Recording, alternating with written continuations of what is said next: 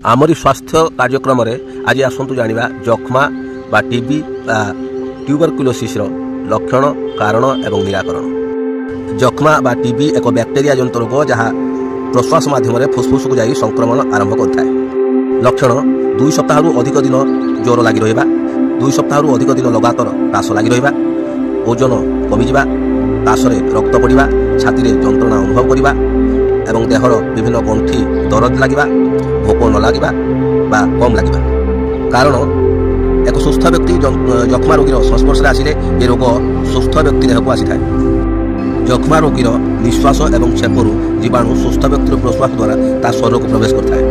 कंचा क्षीर पीवा द्वारा यह रोग आक्रमण करता है। रोग प्रतिरोधक शक्ति नथिबा व्यक्ति को यह रोग निजर शिकार बनी था। उपचार जक्ष्मा रोग लक्षण यदि प्रकाश पाउछि ताहाले तुरंत डाक्तर परामर्श कफ परीक्षा करी यार उपयुक्त चिकित्सा कले रोगर निश्चित मुक्ति।